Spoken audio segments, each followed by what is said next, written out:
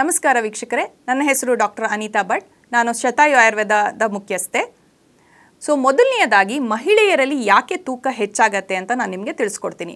ಬಹಳಷ್ಟು ಕಾರಣಗಳಿಂದ ಮಹಿಳೆಯರಲ್ಲಿ ತೂಕ ಹೆಚ್ಚಾಗುವಂಥದ್ದು ತುಂಬ ಕಾಮನ್ ಆಗಿದೆ. ನಾವೀಗ ನೋಡ್ತಾನೆ ಇದ್ದೀವಿ, ಡಯಾಬಿಟಿಸ್ ಅನ್ನೋದು ನಮ್ಮ ಇಂಡಿಯಾನಲ್ಲಿ ಟಾಪ್ ಪ್ರಯಾರಿಟಿ ಆಗಿಬಿಟ್ಟಿದೆ. ಒಬೇಸಿಟಿ, ಅದರಲ್ಲೂ ಡಯಾಬಿಟೀಸು, ಲೈಫ್ ಸ್ಟೈಲ್ ಡಿಸೀಸಸ್ಸು, ಇದೆಲ್ಲದೂ ಸಮಸ್ಯೆಗಳು ಹೆಚ್ಚೆಚ್ಚಿಗೆ ಕಂಡ್ಕೊಂಡು ಬರ್ತಾ ಇದೆ. ಅದರಲ್ಲೂ ಮಹಿಳೆಯರಲ್ಲಿ ಮೆನೋಪಾಸ್ ಟೈಮ್ ಇರಬಹುದು, ಪೋಸ್ಟ್ ಡೆಲಿವರಿ ಇರಬಹುದು, ಅಥವಾ ಒಂದು 30 ವರ್ಷದ ನಂತರ ಯಾವಾಗ ಅವರ ದೇಹದಲ್ಲಿ ಮೆಟಬಾಲಿಸಮ್ ಕಡಿಮೆ ಆಗುತ್ತೆ ಅಂತಹ ಸಮಯದಲ್ಲಿ ಸಡನ್ನಾಗಿ ಅವರ ತೂಕ ಜಾಸ್ತಿ ಆಗ್ತಾ ಹೋಗುತ್ತೆ. ಮತ್ತು ಬಹಳಷ್ಟು ಜನ ತೂಕ ಇಳಿಸೋಕ್ಕೆ ಏನೇನೆಲ್ಲ ಪ್ರಯತ್ನ ಮಾಡ್ತಾ ಇರ್ತಾರೆ. ಇದಕ್ಕೆ ಎಷ್ಟೊಂದು ಮೆಡಿಕಲ್ ರೀಸನ್ಸ್ ಇರುತ್ತೆ. ಅದನ್ನು ಗೊತ್ತಿಲ್ಲದೆ ನಾವೇನು ಮಾಡ್ತೀವಿ, ಕ್ರ್ಯಾಶ್ ಡಯಟಿಗೆ ಹೋಗ್ತೀವಿ ಅಥವಾ ಸಡನ್ನಾಗಿ ತುಂಬ ವರ್ಕೌಟ್ ಮಾಡ್ತೀವಿ. ಇದೆಲ್ಲ ಮಾಡಿಬಿಟ್ಟು ನನಗೆ ವೆಯ್ಟ್ ಲಾಸ್ ಆಗ್ತಾ ಇಲ್ಲ ಅಂತ ಸಫರ್ ಮಾಡ್ತೀವಿ. ಮೊದಲನೆಯದಾಗಿ ನಿಮಗೆ ಯಾವ ರೀಸನಿಂದ ನಿಮ್ಮ ದೇಹದ ತೂಕ ಜಾಸ್ತಿ ಆಗ್ತಾ ಇದೆ ಅಂತ ನೀವು ತಿಳ್ಕೊಬೇಕು. ಮೊದಲನೆಯದಾಗಿ ಮಹಿಳೆಯರ ದೇಹದ ಒಂದು ಕಾಕ್ಟೇಲ್ ಆಫ್ ಹಾರ್ಮೋನ್ಸ್ ಅಂತಲೇ ಹೇಳ್ತೀವಿ. ಯಾವ ಮಹಿಳೆಯಲ್ಲಿ ಹೈಪೋಥೈರಾಯ್ಡ್ನಂತಹ ಸಮಸ್ಯೆ ಇದೆ ಅಥವಾ ಥೈರಾಯ್ಡ್ನ ಮೆಡಿಸಿನ್ಸ್ ತೊಗೊಳ್ತಾ ಇರ್ತಾರೆ ಅಂಥವರಲ್ಲಿ ತೂಕ ಜಾಸ್ತಿ ಆಗುತ್ತೆ. ಅದು ಬಿಟ್ಟು PCOS ಅಥವಾ ಹಾರ್ಮೋನ್ನ ವ್ಯತ್ಯಾಸ ಯಾರಿಗಿದೆ ಅವರಲ್ಲಿ ಸಹಿತ ತೂಕ ಜಾಸ್ತಿ ಆಗ್ತಾ ಇರುತ್ತೆ. ಇದಲ್ಲದೆ ಡೆಲಿವರಿಯ ನಂತರ ಮಹಿಳೆಯ ದೇಹದ ತೂಕ ಜಾಸ್ತಿ ಆಗ್ತಾ ಇರುತ್ತೆ, ಅಲ್ಲಿಯೂ ಸಹಿತ ಹಾರ್ಮೋನ್ನ ವ್ಯತ್ಯಾಸ ಇರುತ್ತೆ. ಮೆನೋಪಾಸ್ನ ಸಮಯದಲ್ಲಿ, ಅಂದರೆ ಯಾರಿಗೆ ಇನ್ನೇನು ಮುಟ್ಟು ನಿಲ್ಲೋ ಸಮಯ ಆಗ್ತಾ ಇರುತ್ತೆ, ಅಬೌವ್ 45 ಇರೋರಿಗೆ ಅಥವಾ 50-55 ಇರೋರಿಗೆ, ಇಂಥವರಲ್ಲಿ ಸಹಿತ ಹಾರ್ಮೋನ್ನ ವ್ಯತ್ಯಾಸದಿಂದ ಅವರ ದೇಹದ ತೂಕ ಜಾಸ್ತಿ ಆಗ್ತಾ ಇರುತ್ತೆ. ಇದಲ್ಲದೆ ಮಹಿಳೆಯ ದೇಹದಲ್ಲಿ ಪುರುಷರ ದೇಹದಕ್ಕಿಂತ ಕಡಿಮೆ ಮಸಲ್ ಮಾಸ್ ಇರುತ್ತೆ. ಹಾಗಾಗಿ ಮಹಿಳೆಯ ದೇಹ ಫಾರ್ಮೇಷನ್ ಹೇಗಾಗಿದೆ ಅಂದರೆ, ನಾವು ನಮ್ಮ ಬಾಡಿನಲ್ಲಿ ಸರ್ಟೇನ್ ಆರ್ಗನ್ಸು ನಾವು ಫ್ಯಾಟ್ ಡೆಪಾಸಿಷನ್ ಜಾಸ್ತಿ ಆಗ್ತಾ ಇರುತ್ತೆ ಮತ್ತು ಮಸಲ್ ಮಾಸ್ ಕಡಿಮೆ ಇರುತ್ತೆ. ಇದಲ್ಲದೆ ನಮ್ಮ ಊಟ ತಿಂಡಿಯಲ್ಲಿ ನಾವು ಹೇಗೆ ವ್ಯತ್ಯಾಸ ಮಾಡಿದ್ದೀವಿ ಅಂದರೆ, ನಮ್ಮ ಊಟದಲ್ಲಿ ರೆಗ್ಯುಲರ್ ಆಗಿ ನಾವು ಪ್ರೋಟೀನ್ ಇಂಟೇಕನ್ನು ಕಡಿಮೆ ಮಾಡಿರ್ತೀವಿ ಮತ್ತು ನಮ್ಮ ಜಂಕ್ ಫುಡನ್ನು ಅಥವಾ ಕಾರ್ಬೋಹೈಡ್ರೇಟ್ಸು, ಸ್ವೀಟ್ಸನ್ನು ಜಾಸ್ತಿ ಮಾಡಿರ್ತೀವಿ. ಹೀಗಿದ್ದಾಗ ಸಹಿತ ನಮ್ಮ ದೇಹದಲ್ಲಿ ಫ್ಯಾಟ್ ಡೆಪಾಸಿಷನ್ ಜಾಸ್ತಿಯಾಗಿ ಮಸಲ್ ಮಾಸ್ ಕಡಿಮೆ ಆಗುತ್ತೆ. ನಮ್ಮ ದೇಹದಲ್ಲಿ ಒಂದು ಚಯಾಪಚಯ ಕ್ರಿಯೆ ಅಥವಾ ಮೆಟಬಾಲಿಸಮ್ ಅನ್ನೋದು ಆಗಬೇಕು ಅಂತಂದರೆ ನಮ್ಮ ದೇಹದಲ್ಲಿ ಮಸಲ್ ಮಾಸು ಚೆನ್ನಾಗಿರಬೇಕು ಮತ್ತು ಮೆಟಬಾಲಿಸಮ್ ಒಳ್ಳೆ ಸ್ಟೇಟಲ್ಲಿ ಇರಬೇಕು, ನಾವು ಆ್ಯಕ್ಟಿವ್ ಇರಬೇಕು. ಯಾವ ಮಹಿಳೆಯಲ್ಲಿ ಈ ರೀತಿ ಹಾರ್ಮೋನ್ನ ವ್ಯತ್ಯಾಸ ಇದೆ ಅಥವಾ ಯಾವುದೇ ಒಂದು ಲೈಫ್ ಸ್ಟೈಲ್ಗೆ ಸಂಬಂಧಪಟ್ಟಿರುವಂತಹ ಕೆಲವರು ಡಿಪ್ರೆಷನ್ ಮೆಡಿಸಿನ್ಸ್ ತೊಗೊಳ್ತಾರೆ, ಆ ರೀತಿ ಸಮಸ್ಯೆ ಇರ್ಬೋದು, ಅಥವಾ ಕೆಲವರಲ್ಲಿ ಇನ್ಸುಲಿನ್ ರೆಸಿಸ್ಟೆನ್ಸ್ ಇರುತ್ತೆ, ಇನ್ನು ಕೆಲವರು ತುಂಬ ಇನ್ಆಕ್ಟಿವ್ ಲೈಫ್ ಸ್ಟೈಲನ್ನು ಮಾಡ್ತಾ ಇರ್ತಾರೆ. ಬಹಳಷ್ಟು ಮಹಿಳೆಯರು ನನ್ನ ಹತ್ರ ಬರೋರಲ್ಲಿ 60-65 ವರ್ಷ ಮೇಲ್ಪಟ್ಟವರಲ್ಲಿ ಕಾಲು ನೋವು ಇರುತ್ತೆ. ಮಂಡಿ ನೋವು ಇರೋದ್ರಿಂದ ಅವರು ವಾಕಿಂಗ್ ಸಹಿತ ಹೋಗೋಕ್ಕಾಗಲ್ಲ, ಅದರಿಂದ ವೆಯ್ಟ್ ಗೇನ್ ಆಗುವಂಥದ್ದು. ಈ ರೀತಿ ಬಹಳಷ್ಟು ರೀಸನ್ಗಳಿಂದ ಮಹಿಳೆಯರಲ್ಲಿ ತೂಕಗಳು ಹೆಚ್ಚಿಗೆ ಆಗುತ್ತೆ. ಹೇಗೆ ಅವರು ಇದನ್ನು ರಿವರ್ಸ್ ಮಾಡಿಕೊಂಡು ಒಂದು ತಿಂಗಳಲ್ಲೇ ಒಂದು 4-5 kg ತೂಕವನ್ನು ಇಳಿಸ್ಕೊಂಡು ಲಾಂಗ್ ಸ್ಟ್ಯಾಂಡಿಂಗ್ ಸಸ್ಟೈನೇಬಲ್ ವೆಯ್ಟ್ ಲಾಸನ್ನು ಮಾಡ್ಬೋದು ಅಂತ ನಾನು ನಿಮಗೆ ಇವತ್ತು ತಿಳಿಸ್ಕೊಡ್ತೀನಿ. ಮೊದಲನೆಯದಾಗಿ ನಾನು ಹೇಳ್ದಂಗೆ ಮಹಿಳೆಯ ದೇಹದಲ್ಲಿ ಈಸ್ಟ್ರೋಜನ್ನು ಮತ್ತು ಪ್ರೊಜೆಸ್ಟ್ರಾನ್ ಹಾರ್ಮೋನ್ನಿಂದ ಅವರ ದೇಹದಲ್ಲಿ ಕಂಪೇರ್ಡ್ ಟು ಮೆನ್ ಅವರ ಮಸಲ್ ಮಾಸ್ ಕಡಿಮೆ ಇರುತ್ತೆ. ಹಾಗಾಗಿ ಎಲ್ಲ ಮಹಿಳೆಯರು ಮುಂಚೆ ಕಾಲದಲ್ಲಿ ಏನು ಮಾಡ್ತಿದ್ರು, ರೆಗ್ಯುಲರ್ ಆಗಿ ಅವರು ನೀರನ್ನು ಎತ್ತುತ್ತಿದ್ರು, ಒಂದು ಬಾವಿ ಕೊಡದಿಂದ ನೀರು ಎತ್ತುತ್ತಿದ್ರು, ಮನೆಯಲ್ಲಿ ಎಷ್ಟೊಂದು ಕೆಲಸಗಳನ್ನು ಮಾಡ್ತಿದ್ರು, ಬಟ್ಟೆಗಳನ್ನು ಎತ್ತು ಒಣಗಿಸ್ತಿದ್ರು, ಹೊರಗೆ ತೊಳಿತಿದ್ರು. ಈಗ ಎಲ್ಲದಕ್ಕೂ ನಮಗೆ ಒಂದು ಕೆಲಸದವ್ರು ಇರ್ತಾರೆ, ಇಲ್ಲ ಅಂದರೆ ಮೆಷಿನ್ಗಳಿರುತ್ತೆ. ಹಾಗಾಗಿ ನಮ್ಮ ಫಿಸಿಕಲ್ ಆ್ಯಕ್ಟಿವಿಟಿ ಅನ್ನೋದು ಬಹಳನೇ ಕಡಿಮೆ ಆಗೋಗಿದೆ. ನಮ್ಮ ಫಿಸಿಕಲ್ ಆ್ಯಕ್ಟಿವಿಟಿನಲ್ಲಿ ಮಾಡಿದ್ರೂ ಮಹಿಳೆಯರು ಬಹಳಷ್ಟು ಜನ ವೇಟ್ ಟ್ರೈನಿಂಗ್ ಮಾಡೋದೇ ಇಲ್ಲ. ಅವರು ವೇಟ್ ಟ್ರೈನಿಂಗ್ ಮಾಡೋದ್ರಿಂದ ಮಸಲ್ ಮಾಸ್ ಬರುತ್ತೆ, ನಾವು ಮಾಡಬಾರ್ದು ಅಂತ ಅಂದ್ಕೊಳ್ತಾರೆ. ಬಟ್ ರೆಗ್ಯುಲರ್ ಆಗಿ ಮಹಿಳೆಯರು ಕೂಡ ವಾರದಲ್ಲಿ 3 ದಿನ ವೇಟ್ ಟ್ರೈನಿಂಗನ್ನು, ಎಕ್ಸಸೈಸನ್ನು ಮಾಡಲೇಬೇಕು. ಇದು ಮಾಡೋದ್ರಿಂದ ಅವರ ದೇಹದಲ್ಲಿ ಒಂದು ಮಸಲ್ ಮಾಸ್ ಏನಿದೆ ಅದು ಲೀನ್ ಮಸಲ್ಸನ್ನು ಅವರು ಡೆವಲಪ್ ಮಾಡ್ತಾ ಬರ್ತಾರೆ. ಲಾಂಗ್ ಟರ್ಮ್ ವೇಟ್ ಲಾಸಿಗೆ ಇದು ಹೆಲ್ಪ್ ಆಗ್ತಾ ಬರುತ್ತೆ. ಎರಡನೆಯದಾಗಿ ಯಾವುದಾದ್ರೂ ಮಹಿಳೆಯರಲ್ಲಿ ಅದು ಫರ್ಟಿಲಿಟಿ ಪೀರಿಯಡಲ್ಲಿ ಇರಬಹುದು, ಅಥವಾ ಕೆಲವರು ಇನ್ಫರ್ಟಿಲಿಟಿ ಇಂಜೆಕ್ಷನ್ಸು ಹಾರ್ಮೋನ್ಸನ್ನು ತಗೊಂಡಿರ್ತಾರೆ ಅಂಥವ್ರಿಗೆ ಇರ್ಬೋದು, ಅಥವಾ ಹಾರ್ಮೋನ್ ವ್ಯತ್ಯಾಸ ಆದಾಗ ಯಾವ ಮಹಿಳೆಯರಲ್ಲಿ ಮುಖದಲ್ಲಿ ಕೂದಲುಗಳು ಬರ್ತಾ ಇದೆ, ಗಡ್ಡಗಳು ಬರ್ತಾ ಇದೆ, ಅಂಥವರಲ್ಲಿ ಡೆಫಿನೆಟ್ ಆಗಿ ಹಾರ್ಮೋನ್ ವ್ಯತ್ಯಾಸ ಇದೆ ಅಂತ ಅರ್ಥ. ಅವರು ಫಸ್ಟ್ ಹಾರ್ಮೋನ್ ಚಿಕಿತ್ಸೆಯನ್ನು ತಗೊಳ್ತಾ ಬರಬೇಕು. ಅಂದರೆ ಹಾರ್ಮೋನನ್ನು ಬ್ಯಾಲೆನ್ಸ್ಡ್ ಮಾಡ್ಕೊಂಡು ಬಂದರೆ ಅವರಿಗೆ ವೆಯ್ಟ್ ಲಾಸ್ ಮಾಡುವಂಥದ್ದು ತುಂಬ ಈಸಿ ಆಗುತ್ತೆ. ಮೂರನೆಯದಾಗಿ ನೀವು ನಿಮ್ಮ ಕುತ್ತಿಗೆ ಹತ್ರ, ಅಂದರೆ ಕೆಲವರು ಏನು ಅಂದ್ಕೊಳ್ತಾರೆ, ನಾನು ಕುತ್ತಿಗೆ ಚೈನ್ ಹಾಕಿದ್ದೀನಿ ಹಾಗಾಗಿ ಕುತ್ತಿಗೆ ಹತ್ರ ಕಪ್ಪಾಗಿದೆ ಅಂತ. ಬಹಳಷ್ಟು ಮಹಿಳೆಯರಿಗೆ ಗೊತ್ತಿರಲ್ಲ, ಅವರ ದೇಹದಲ್ಲಿ ಇನ್ಸುಲಿನ್ ರೆಸಿಸ್ಟೆನ್ಸ್ ಉಂಟಾದಾಗ ಈ ರೀತಿ ಕುತ್ತಿಗೆಯ ಭಾಗ ಕಪ್ಪಾಗಿರುತ್ತೆ. ಯಾರಿಗೆ ಇನ್ಸುಲಿನ್ ರೆಸಿಸ್ಟೆನ್ಸ್ ಉಂಟಾಗುತ್ತೆ ಅಂಥವರಲ್ಲಿ ಬೆಲಿ ಫ್ಯಾಟ್ ಅಂತ ಏನು ಹೇಳ್ತೀವಿ, ಅಂದರೆ ಹೊಟ್ಟೆಯ ಭಾಗದಲ್ಲಿ ಹೆಚ್ಚಿಗೆ ಕೊಬ್ಬು ಶೇಖರಣೆ ಆಗುವಂಥದ್ದು ಜಾಸ್ತಿ ಆಗ್ತಾ ಹೋಗುತ್ತೆ. ಹಾಗಾಗಿ ಅಂಥವರು ಡೈರೆಕ್ಟಾಗಿ ಸ್ವೀಟನ್ನು ಇಮಿಡಿಯೇಟ್ಲಿ ಸ್ಟಾಪ್ ಮಾಡ್ತಾ ಬರಬೇಕು. ಇದಲ್ಲದೆ ಬಹಳಷ್ಟು ಮಹಿಳೆಯರಲ್ಲಿ ಡಿಪ್ರೆಷನ್ನು ಆಂಗ್ಸೈಟಿಯಿಂದ ಕೆಲವರು ಮೆಡಿಸಿನ್ಸ್ಗಳನ್ನ ತಗೊಳ್ತಾ ಇರ್ತಾರೆ, ಕೆಲವರು ಎಪಿಲೆಪ್ಟಿಕ್ ಮೆಡಿಸಿನ್ಸ್ಗಳನ್ನ ತಗೊಳ್ತಾ ಇರ್ತಾರೆ. ಬಹಳಷ್ಟು ಜನಕ್ಕೆ ಮೋಷನ್ ಕ್ಲಿಯರ್ ಆಗಲ್ಲ, ಅಂದರೆ ಕಾನ್ಸ್ಟಿಪೇಷನ್ನ ಸಮಸ್ಯೆ ಇರುತ್ತೆ. ಈ ರೀತಿ ಸಮಸ್ಯೆ ಇದ್ದಾಗೂ ಸಹಿತ ತೂಕ ಇಳಿಯೋದಿಲ್ಲ. ಹಾಗಾಗಿ ಅವರು ಈ ಎಲ್ಲ ರೀಸನ್ಗಳನ್ನ ಒಂದೊಂದೇ ನೋಡ್ತಾ ಬಂದರೆ ಅವರು ಕರೆಕ್ಟಾಗಿ ಯಾವ ರೀಸನಿಂದ ತೂಕ ಜಾಸ್ತಿ ಆಗ್ತಾ ಇದೆ ಅವರು ಮತ್ತು ಹೆಚ್ಚಿಗೆ ವೆಯ್ಟ್ ಲಾಸ್ ಮಾಡೋಕ್ಕಾಗ್ತಾ ಇಲ್ಲ ಅನ್ನೋದನ್ನು ನಾವು ಫೋಕಸ್ ಮಾಡ್ತಾ ಬರ್ತೀವಿ. ಸೊ ಶತಾಯು ಆಯುರ್ವೇದದಲ್ಲಿ ನಾವೇನು ಮಾಡ್ತೀವಿ ಅಂತಂದರೆ, ಮೊದಲನೆಯದಾಗಿ ನಿಮ್ಮ ದೇಹದ ಅನಾಲಿಸಿಸನ್ನು ಮಾಡ್ತಾ ಬರ್ತೀವಿ. ಅಂದರೆ ನಿಮ್ಮ ದೇಹದ BMI ಎಷ್ಟಿರಬೇಕು. ಒಂದು ನಾರ್ಮಲ್ BMI ಅನ್ನೋದು 25ರ ಒಳಗಿರಬೇಕು. ಅಂದರೆ 25 ಬಿಟ್ವೀನ್ 20 to 25 BMI ಇದ್ದರೆ ಒಳ್ಳೆ BMI ಇದೆ ಅಂತ ಅರ್ಥ. 25ರಿಂದ 30ರವರೆಗೆ ನಾವು ಓವರ್ ವೇಟ್ ಅಂತ ಹೇಳ್ತೀವಿ. ಅಂದರೆ ನಿಮ್ಮ ಸ್ವಲ್ಪ ಅಧಿಕ ತೂಕ ಕ್ಯಾಟಗರಿಗೆ ಬರ್ತಾರೆ. ಯಾರಿಗೆ BMI 30ರ ಮೇಲೆ ಹೋಗುತ್ತೆ ಅದಕ್ಕೆ ಒಬೇಸಿಟಿ ಕ್ಯಾಟಗರಿಗೆ ಬರ್ತಾರೆ.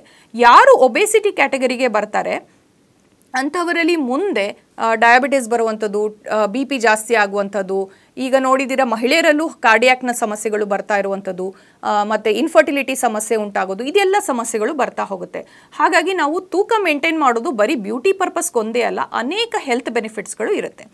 ಮೊದಲನೆಯದಾಗಿ ಅವರ BMIನ ಚೆಕ್ ಮಾಡಿದ್ಮೇಲೆ ಎರಡನೆಯದಾಗಿ ನಾವು ನೋಡಬೇಕಾಗಿರೋದು ವೇಸ್ಟ್ ಹಿಪ್ ರೇಷಿಯೋ ಅಂತ ಹೇಳ್ತೀವಿ. ಅದಕ್ಕೆ WHO ವೇಸ್ಟ್ ಹಿಪ್ ರೇಷಿಯೋ ಅಂತ ಹೇಳ್ತೀವಿ. ಅಂದರೆ ನಿಮ್ಮ ಸೊಂಟದ ಸುತ್ತಳತೆ ಯಾವಾಗ 35ರ ಮೇಲೆ ಇದೆ ಅದು ಒಬೇಸಿಟಿ ಕ್ಯಾಟಗರಿಗೆ ಬಂದ್ಬಿಡುತ್ತೆ. ಮತ್ತು ದಿಸ್ ಈಸ್ ಮೋರ್ ಡೇಂಜರಸ್ ಅಂತ ಹೇಳ್ತೀವಿ. ಅಂದರೆ ಯಾವಾಗ ಹೊಟ್ಟೆಯ ಸುತ್ತಲೂ ಇರುವಂತಹ ಬೊಜ್ಜು ಜಾಸ್ತಿ ಇದೆ ಅಂತಹವರಲ್ಲಿ ಮೆಟಬಾಲಿಕ್ ಡಿಸಾರ್ಡರ್ಗಳು ಹೆಚ್ಚಿಗೆ ಆಗುವಂಥದ್ದು, ಅವರಲ್ಲಿ ಡಯಾಬಿಟಿಸ್ ಬರುವಂಥದ್ದು ಹೆಚ್ಚೆಚ್ಚಿಗೆ ಕಂಡ್ಕೊಂಡು ಬರುತ್ತೆ. ಸೊ ಹಾಗಾಗಿ ವೇಸ್ಟ್ ಹಿಪ್ ರೇಷಿಯೋವನ್ನು ಚೆಕ್ ಮಾಡ್ತಾ ಬರ್ತೀವಿ. ಇದಲ್ಲೇ ಮೂರನೆಯದಾಗಿ ನಾ ಹೇಳ್ದಂಗೆ ಮಸಲ್ ಮಾಸನ್ನು ಚೆಕ್ ಮಾಡ್ತಾ ಬರ್ತೀವಿ. ಸೊ ನೀವು ಒಂದ್ಸತಿ ಏನು ಮಾಡಿರ್ತೀರಾ, ಇನ್ಸ್ಟೆಂಟ್ ಡಯಟ್ ಮಾಡಿಬಿಟ್ಟು ಅಥವಾ ಏನೋ ಒಂದು ಡ್ರಾಸ್ಟಿಕ್ ಡಯಟ್ ಮಾಡಿ ಇಂಟರ್ಮಿಟೆಂಟ್ ಫಾಸ್ಟಿಂಗ್ ಮಾಡಿಬಿಟ್ಟು ಫುಡ್ಡನ್ನು ಕಡಿಮೆ ಮಾಡಿ ನೀವು ವೆಯ್ಟ್ ಲಾಸನ್ನು ಮಾಡಿರ್ತೀರಾ. ಅಥವಾ ಬಹಳಷ್ಟು ಜನ ನಾನು ನೋಡಿದ್ದೀನಿ, ಒಂದು 10 ದಿನ ಜ್ಯೂಸ್ ಡಯಟು, ಜ್ಯೂಸ್ ಫಾಸ್ಟಿಂಗು ಇನ್ನೆಲ್ಲರೂ ಹೋಗಿ ಬರೀ ಜ್ಯೂಸನ್ನು ತೊಗೊಂಡು 10 kg ಇಳಿಸಿ ಬಂದಿರ್ತಾರೆ. ಮುಂದಿನ ತಿಂಗಳು ಅವರು ವಾಪಸ್ಸು 10 kgನೂ ಜಾಸ್ತಿ ಮಾಡಿಬಿಟ್ಟಿರ್ತಾರೆ. That is not the right method. Right ಮೆಥಡಲ್ಲಿ ಲಾಂಗ್ ಸ್ಟ್ಯಾಂಡಿಂಗ್ ನೀವು ವೆಯ್ಟ್ ಲಾಸನ್ನು ಮಾಡಲೇಬೇಕು ಅಂದರೆ ಸಿಸ್ಟಮ್ಯಾಟಿಕ್ ಅಪ್ರೋಚಿಗೆ ಹೋಗಲೇಬೇಕು. ಹಾಗಾಗಿ ಮೊದಲನೆಯದಾಗಿ ನಾವೇನು ಮಾಡ್ತೀವಿ, ತೂಕ ಇಳಿಸೋದಕ್ಕೆ ನಮ್ಮ ದೇಹದ ಮೆಟಬಾಲಿಸಮ್ ಅಂದರೆ ಚಯಾಪಚಯ ಕ್ರಿಯೆಯನ್ನು ಹೆಚ್ಚಿಗೆ ಮಾಡ್ತೀವಿ. ಅಂದರೆ ನಾವು ತಿಂದಿರುವ ಆಹಾರ, ಬಹಳಷ್ಟು ಜನ ಬಂದು ಹೇಳ್ತಾರೆ ನಾವು 2 ಇಡ್ಲಿ ತಿಂತೀವಿ ಅಂದರೂ ನಮ್ಮ ದೇಹದ ತೂಕ ಜಾಸ್ತಿ ಆಗ್ತಾ ಇದೆ ಅಂತ. ಸೊ ಅಂಥವರಲ್ಲಿ ಚಯಾಪಚಯ ಕ್ರಿಯೆ ಅಥವಾ ಮೆಟಬಾಲಿಸಮ್ನ ಜಾಸ್ತಿ ಮಾಡ್ತಾ ಬರಬೇಕು. ಆಯುರ್ವೇದದಲ್ಲಿ ಬಹಳ ಬ್ಯೂಟಿಫುಲ್ ಆಗಿರುವಂತಹ ಟ್ರೀಟ್ಮೆಂಟ್ಗಳಿದೆ. ಅಂದರೆ ಇದು ನಿಮ್ಮ ದೇಹವನ್ನು ಹೇಗೆ ಗಾಡಿಯನ್ನು ಸರ್ವಿಸಿಂಗ್ ಕೊಡ್ತೀವೋ ಅದೇ ರೀತಿ ಒಂದ್ಸತಿ ಬಾಡಿಯನ್ನು ಕಂಪ್ಲೀಟ್ ಕ್ಲೀನ್ ಮಾಡಿ ನಿಮ್ಮ ದೇಹದ ಮೆಟಬಾಲಿಸಮ್ನ, ಅದರಲ್ಲೂ ಫ್ಯಾಟ್ ಮೆಟಬಾಲಿಸಮ್ನ ಇಂಪ್ರೂವ್ ಮಾಡ್ತಾ ಬರುತ್ತೆ. ಸೊ ಯಾವಾಗ ನಾವು ಈ ರೀತಿಯಾಗಿರುವಂತಹ ಡಿಟಾಕ್ಸ್ ಚಿಕಿತ್ಸೆಯನ್ನು ಮಾಡ್ತಾ ಬರ್ತೀವಿ, ನಿಮ್ಮ ದೇಹದ ನ್ಯಾಚುರಲ್ ಮೆಟಬಾಲಿಸಮ್ ಜಾಸ್ತಿ ಆಗ್ತಾ ಹೋಗುತ್ತೆ. ಇದರಿಂದ ನೀವು ತಿಂದಿರುವ ಆಹಾರ ಎಲ್ಲದೂ ಫ್ಯಾಟ್ ಆಗಿ ಡೆಪಾಸಿಟ್ ಆಗ್ತಾ ಬರೋದಿಲ್ಲ.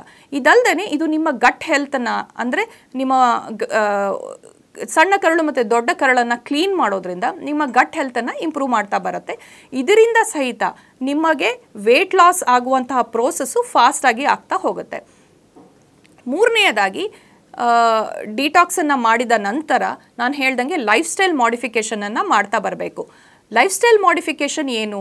ಮಹಿಳೆಯರು, ಅದರಲ್ಲೂ ಯಾರಿಗೆ ಹಾರ್ಮೋನ್ನ ವ್ಯತ್ಯಾಸ ಇದೆ ಅವರು ಆಹಾರದಲ್ಲಿ ವ್ಯತ್ಯಾಸ ಮಾಡ್ತಾ ಬರಬೇಕು. ಅಂದರೆ ಅವರು ಮೊದಲನೆಯದಾಗಿ ಊಟದಲ್ಲಿ ಹೆಚ್ಚಿಗೆ ಸ್ವೀಟ್ಸು, ಕರೆದಿರೋ ಪದಾರ್ಥಗಳು ಅನ್ನು ಕಡಿಮೆ ಮಾಡಿ ಫೈಬರ್ ಇಂಟೇಕು ಅಂದರೆ ಹಸಿ ತರಕಾರಿ, ಸೊಪ್ಪು, ಕಾಳುಗಳು, ಬೇಯಿಸಿರುವಂತಹ ಕಾಳು, ಮೊಳಕೆ ಕಾಳಿರಬಹುದು, ಕಾಳುಗಳಿರ್ಬೋದು, ಡ್ರೈ ಫ್ರೂಟ್ಸ್ ಇರಬಹುದು, ಇದನ್ನು ಜಾಸ್ತಿ ಮಾಡ್ತಾ ಬನ್ನಿ. ಆಹಾರದಲ್ಲಿ ನಿಮ್ಮ ಫುಡ್ಡನ್ನು 20% ಕಾರ್ಬೋಹೈಡ್ರೇಟ್, ಅಂದರೆ ನೀವು 3 ಚಪಾತಿ ತಿನ್ನೋರು 2 ಚಪಾತಿ ಗಿಳಿಸಿ, 2 ಚಪಾತಿ ತಿಂದವರು 1.5 ಚಪಾತಿ ಗಿಳಿಸಿ, ಅದ್ರ ಬದಲು ಸ್ವಲ್ಪ ಕಾಳನ್ನು ಹೆಚ್ಚಿಗೆ ಮಾಡ್ತಾ ಬನ್ನಿ. ಈ ರೀತಿ ಸಮತೋಲನ ಆಹಾರವನ್ನು ಲಾಂಗ್ ಸ್ಟ್ಯಾಂಡಿಂಗ್ ಆಗಿ ತಗೊಳ್ತಾ ಬಂದಾಗ ನಿಮಗೆ ರೆಗ್ಯುಲರ್ ಆಗಿ ವೆಯ್ಟ್ ಲಾಸ್ ಆಗುತ್ತೆ. ನಾವು ನಮ್ಮ ಟ್ರೀಟ್ಮೆಂಟಲ್ಲಿ 1 ತಿಂಗಳಲ್ಲಿ 4ರಿಂದ 5 kgಯನ್ನು ಇಳಿಸ್ತೀವಿ. ಎಷ್ಟೊಂದು ಜನಕ್ಕೆ ಗೊತ್ತಿರಲ್ಲ ಎಷ್ಟು ತೂಕವನ್ನು ಇಳಿಸಬೇಕು. ನಾನು 10 ದಿನ ಜ್ಯೂಸ್ ಫಾಸ್ಟಿಂಗ್ ಮಾಡಿ 10 kg ಇಳಿಸಿದೆ ಅಂತ ಹೇಳ್ತಾರೆ. ಅದು ನಿಮ್ಮ ದೇಹದಲ್ಲಿರುವ ವಾಟರ್ ಲಾಸ್ ಮಾಡುತ್ತೆ, ಮಸಲ್ ಲಾಸ್ ಮಾಡುತ್ತೆ ಹೊರತು ಫ್ಯಾಟ್ ಲಾಸನ್ನು ಮಾಡಲ್ಲ. ಫ್ಯಾಟ್ ಲಾಸ್ ಆಗಬೇಕು ಅಂದರೆ ಕಾನ್ಸ್ಟೆಂಟ್ ಆಗಿ 1 ವಾರದಲ್ಲಿ ನೀವು 1ರಿಂದ 2 kg ತೂಕವನ್ನು ಇಳಿಸಬಹುದು. ಈ ರೀತಿ ಮಾಡೋದ್ರಿಂದ ಜೊತೆಗೆ ನೀವು ನಿಮ್ಮ ಪ್ರೋಟೀನ್ ಇಂಟೇಕನ್ನು ಕರೆಕ್ಟಾಗಿ ತೊಗೊಂಡು ವಾರದಲ್ಲಿ 3 ದಿನ ವೇಟ್ ಟ್ರೈನಿಂಗು, ಅಂದರೆ ಯಾವುದೇ ರೀತಿ ಭಾರ ಎತ್ತೋದು ಇರಬಹುದು, ಮನೆಯಲ್ಲೇ ನೀವು ಭಾರ ಎತ್ತ ಕೆಲಸ ಮಾಡ್ಬೋದು, ಅಥವಾ ಜಿಮ್ಮಲ್ಲಿ ಹೋಗಿ ನೀವು ವೇಟ್ ಟ್ರೈನಿಂಗನ್ನು ಮಾಡಬಹುದು. ಈ ರೀತಿಯಾಗಿ ವರ್ಕೌಟ್ ಮಾಡೋದ್ರಿಂದ ಅಥವಾ ಯೋಗದ ಸ್ಟ್ರೆಚಸ್ಸನ್ನು ಮಾಡೋದ್ರಿಂದ ಸಹಿತ ನಿಮ್ಮ ದೇಹದಲ್ಲಿ ಕರೆಕ್ಟಾಗಿ ಹಾರ್ಮೋನ್ ವ್ಯತ್ಯಾಸ ಉಂಟಾಗಿರೋದನ್ನು ಸರಿ ಮಾಡೋದಲ್ಲದೆ ವೆಯ್ಟನ್ನು ಕರೆಕ್ಟಾಗಿ ಮಾಡ್ತಾ ಬರ್ಬೋದು, ಜೊತೆಗೆ ಬಾಡಿ ಶೇಪನ್ನು ತರ್ತಾ ಬರ್ಬೋದು. ಇದಲ್ಲದೆ ಆಯುರ್ವೇದದಲ್ಲಿ ಒಂದು ಉತ್ಸಾದನ ಅಂತ ಒಂದು ಟ್ರೀಟ್ಮೆಂಟ್ ಇದೆ. ನಾವು ಆಯುರ್ವೇದದಲ್ಲಿ ಒಂದು ಪೇಸ್ಟ್ ಮಸಾಜನ್ನು ಮಾಡ್ತಾ ಬರ್ತೀವಿ. ಶತಾಯುನಲ್ಲೂ ಅದರಲ್ಲೂ ಸ್ಪೆಷಲೈಸ್ಡ್ ಆಗಿ ಒಂದು 40 ರಿಂದ 50 ಹರ್ಬ್ಸನ್ನು ಹಾಕಿ ಈ ರೀತಿ ಮಸಾಜನ್ನು ಮಾಡ್ತೀವಿ. ಭಾಳಷ್ಟು ಜನ ಬರೋರು ನನಗೆ ಕಾಲು ನೋವಿದೆ, ನನಗೊಂಚೂರು ವಾಕಿಂಗ್ ಹೋಗೋಕ್ಕಾಗಲ್ಲ, ಬಟ್ ನಂಗೆ ವೆಯ್ಟ್ ಲಾಸ್ ಆಗಬೇಕು ಅಂತ ಬರ್ತಾರೆ. ಅಂಥವರಲ್ಲಿ ಈ ರೀತಿ ಮಸಾಜ್ ಮಾಡೋದ್ರಿಂದ ಜಸ್ಟ್ ಒಂದು ಮಸಾಜಲ್ಲೇ ಅವರು ಅರ್ಧ kg ತೂಕವನ್ನು ಇಳಿತಾರೆ. ಸೊ ಹಾಗಾಗಿ ಕಾನ್ಸ್ಟೆಂಟ್ ಆಗಿ 3 ರಿಂದ 4 ಮಸಾಜ್ ಮಾಡೋದ್ರಿಂದ 1 kg ತೂಕವನ್ನು ಒಂದು ವಾರದಲ್ಲಿ ಇಳಿಸಬಹುದು.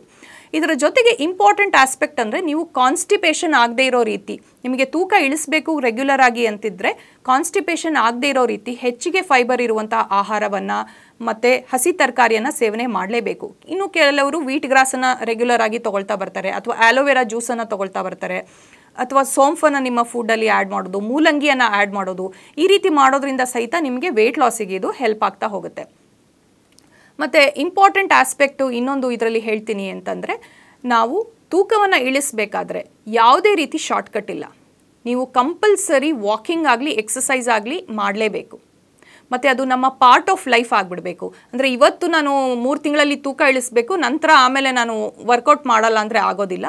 ಸೊ ಯಾರೇ ಒಂದು ಮನುಷ್ಯ ಅವನ ದೇಹದ ದಂಡನೆ ಮಾಡದೇ ಇದ್ದರೆ, ಒಂದು ಮಿನಿಮಮ್ 1 hour ಎಕ್ಸಸೈಸ್ ಮಾಡಿಲ್ಲ ಅಂದರೆ ಕಂಪಲ್ಸರಿ ಅವರಿಗೆ ವೆಯ್ಟ್ ಗೇನ್ ಆಗೇ ಹೋಗುತ್ತೆ. ಯಾಕಂದರೆ ನಾವು ಈಗಿರುವ ಲೈಫ್ ಸ್ಟೈಲಲ್ಲಿ ಹೇಗಿದೆ ಅಂದರೆ ಕಂಟಿನ್ಯೂಸ್ ಕೂತ್ಕೊಂಡು ವರ್ಕ್ ಮಾಡ್ತಾ ಇರ್ತೀವಿ, ಸಿಸ್ಟಮ್ ಮುಂದೆ ಕೂತ್ಕೊಂಡಿರ್ತೀವಿ, ಅಥವಾ ಫೋನಲ್ಲಿ ಕೂತ್ಕೊಂಡು ವರ್ಕ್ ಮಾಡ್ತಾ ಇರ್ತೀವಿ.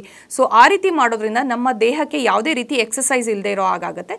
ಹಾಗಾಗಿ ಮಿನಿಮಮ್ಮು 6000 to 10,000 ಸ್ಟೆಪ್ಸನ್ನು ಮಾಡೋದಾಗಲಿ, ಅಥವಾ ಯೋಗವನ್ನು ಮಾಡೋದ್ರಿಂದ, ಅಥವಾ ಎಕ್ಸಸೈಸ್ ಮಾಡೋದ್ರಿಂದ, ಜಿಮ್ಗೆ ಹೋಗೋದ್ರಿಂದ ಕಾನ್ಸ್ಟೆಂಟ್ ಆಗಿ ನೀವು 5 to 6 days a week ಮಾಡೋದ್ರಿಂದ ನಿಮ್ಮ ತೂಕವನ್ನು ಈಸಿಯಾಗಿ ಮೇಂಟೈನ್ ಮಾಡಬಹುದು. ಇದಲ್ಲದೆ ನಾನು ಹೇಳಿರೋ ಹಾಗೆ ಆಯುರ್ವೇದದಲ್ಲಿ ಡಿಟಾಕ್ಸ್ ಟ್ರೀಟ್ಮೆಂಟನ್ನು ಮಾಡ್ತಾ ಇರ್ತೀವಿ, ಪೇಸ್ ಮಸಾಜನ್ನು ಮಾಡ್ತಾ ಇರ್ತೀವಿ. ಇನ್ನೊಂದು ಬ್ಯೂಟಿಫುಲ್ ಟ್ರೀಟ್ಮೆಂಟ್ ಇದೆ, ಯಾರಿಗೆ ಈವನ್ ಮಸಾಜ್ ತೊಗೊಳಕ್ಕಾಗಲ್ಲ ಅವರು ಆರಾಮಾಗಿ ಮಲ್ಕೊಂಡು ಧಾರಾ ಟ್ರೀಟ್ಮೆಂಟನ್ನು ತೊಗೊಳೋದ್ರಿಂದ ವೆಯ್ಟ್ ಲಾಸ್ ಆಗುತ್ತೆ. ಸ್ಟ್ರೆಸ್ ಟ್ರೀಟ್ಮೆಂಟನ್ನು ತೊಗೊಳೋದ್ರಿಂದ ಸಹಿತ ವೆಯ್ಟ್ ಲಾಸ್ ಆಗುತ್ತೆ. ಹೌದು, ಎಷ್ಟೊಂದು ಜನಕ್ಕೆ stress is one of the reason, sleeplessness is one of the reason ಏನಕ್ಕೆ ಅವ್ರ ತೂಕ ಜಾಸ್ತಿ ಆಗ್ತಾ ಇದೆ ಅಂತ. ಸೊ ಇದಕ್ಕೆ ಟ್ರೀಟ್ಮೆಂಟ್ ತೊಗೊಳೋದ್ರಿಂದ ಸಹಿತ ತೂಕವನ್ನು ಕಡಿಮೆ ಮಾಡ್ತಾ ಬರ್ಬೋದು. ಇದಲ್ಲದೆ ಎನಿಮಾ ಅಥವಾ ಬಸ್ತಿ ಟ್ರೀಟ್ಮೆಂಟ್ ಅಂತ ಏನು ಹೇಳ್ತೀವಿ, ಇದನ್ನು ತೊಗೊಳೋದ್ರಿಂದ ಸಹಿತ ಬಹಳಷ್ಟು ಜನಕ್ಕೆ ತೂಕವನ್ನು ಇಳಿಸೋದಲ್ಲದೆ ಆರಾಮಾಗಿ ಮೇಂಟೈನ್ ಮಾಡ್ತಾ ಬರ್ಬೋದು. ಬಹಳಷ್ಟು ಜನ ನಮ್ಮ ಹತ್ರ ಬರೋರು ಒಂದು ತಿಂಗಳಲ್ಲಿ ಒಂದು 8 ರಿಂದ 10 kg ತೂಕ ಇಳಿಸಿರ್ತಾರೆ. ಬಟ್ ಬೆನಿಫಿಟ್ ಆಫ್ ತೂಕ ಇಳಿಸೋದು, ಅದರಲ್ಲೂ ಮಹಿಳೆಯರಿಗೆ ತೂಕ ಇಳಿಸೋದು ಅಂದರೆ ಡಯಾಬಿಟಿಸ್ ಇರೋರಲ್ಲಿ ಡಯಾಬಿಟಿಸ್ ಕಂಪ್ಲೀಟ್ ಕಂಟ್ರೋಲಿಗೆ ಬಂದಿರುತ್ತೆ. HbA1c 8 to 9 ಇರೋದು ಆರಾಮಾಗಿ 6ರ ಒಳಗೆ ಬಂದಿರುತ್ತೆ. ಯಾರಿಗೆ ಇನ್ಫರ್ಟಿಲಿಟಿನ ಸಮಸ್ಯೆ ಇದೆ ಅಂಥವರು ಇನ್ಫರ್ಟಿಲಿಟಿ ಸಮಸ್ಯೆಯನ್ನು ನಿವಾರಣೆ ಮಾಡ್ಕೋಬಹುದು. ಯಾರಿಗೆ ಮೆನೋಪಾಸ್ನ ಸಮಸ್ಯೆ ಇದೆ, ಹಾಟ್ ಫ್ಲೆಶಸ್ನ ಸಮಸ್ಯೆ ಇದೆ ಅಂಥವರಿಗೆ ಸಹಿತ ತೂಕ ಇಳಿಸೋದ್ರಿಂದ ಆಗುವಂಥ ಬೆನಿಫಿಟ್ಟು. ಮತ್ತು ಕಾಲು ನೋವು ಇರೋರಲ್ಲಿ 10% ಆಫ್ ದ ಬಾಡಿ ವೇಟ್ ತೂಕ ಇಳಿಸೋದ್ರಿಂದ ಅವರ ಆರಾಮಾಗಿ ಸುಲಭವಾಗಿ ಓಡಾಡ್ಬೋದು, ಮೆಟ್ಲು ಹತ್ಬೋದು. ಸೊ ಯಾರು ತುಂಬ ತೂಕ ಇಳಿಸೋಕ್ಕೆ ಕಷ್ಟಪಡ್ತಾ ಇದ್ದೀರಾ ಅಂಥವರಲ್ಲಿ ನಾನು ಹೇಳೋದು ಒಂದೇ, ಫಸ್ಟು ನಿಮ್ಮ BMIಯನ್ನು ಚೆಕ್ ಮಾಡ್ಕೊಳ್ಳಿ, ನಿಮ್ಮ ದೇಹದ ಮಸಲ್ ಮಾಸನ್ನು ಚೆಕ್ ಮಾಡ್ಕೊಳ್ಳಿ, ವೇಸ್ಟ್ ಹಿಪ್ ರೇಷಿಯೋವನ್ನು ಚೆಕ್ ಮಾಡ್ಕೊಳ್ಳಿ. ಅದರ ಪ್ರಕಾರ ಯಾವ ರೀಸನಿಂದ ಆಗಿದೆ ಅಂತ ನೋಡಿ, ಅದರ ಅನುಗುಣವಾಗಿ ನಾವು ಕ್ಲೀನಾಗಿ ಡಯಟನ್ನು, ಎಕ್ಸಸೈಸಸನ್ನು, ಟ್ರೀಟ್ಮೆಂಟನ್ನು ಪ್ಲ್ಯಾನ್ ಮಾಡಿದ್ರೆ 1 ತಿಂಗಳಲ್ಲೇ ನೀವು ಸುಲಭವಾಗಿ 5 ರಿಂದ 6 kg ತೂಕವನ್ನು ಇಳಿಸಬಹುದು.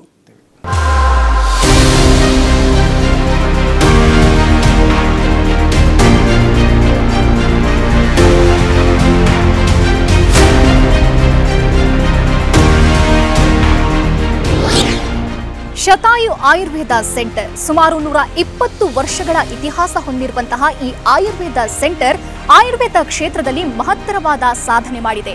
ಅಷ್ಟೇ ಅಲ್ಲ, ಬೆಂಗಳೂರಿನ ನಾನಾ ಭಾಗದಲ್ಲಿ ಇದರ ಸೆಂಟರ್ಗಳಿವೆ.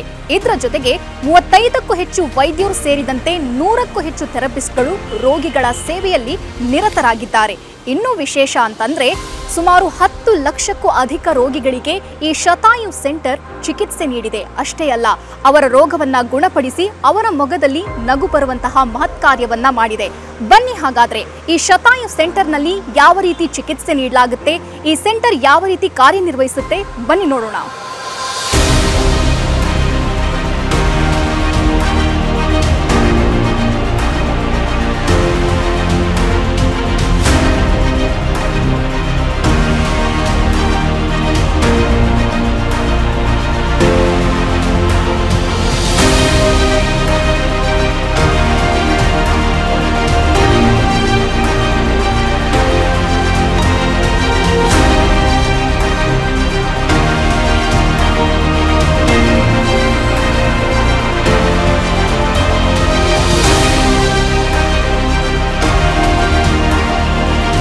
ನೋಡಿದ್ರಲ್ಲ, ಶತಾಯು ಆಯುರ್ವೇದ ಕ್ಲಿನಿಕ್ ಯಾವ ರೀತಿ ಕಾರ್ಯನಿರ್ವಹಿಸುತ್ತೆ, ಉತ್ತಮವಾದ ಚಿಕಿತ್ಸೆ ನೀಡುತ್ತೆ ಅನ್ನೋದನ್ನ.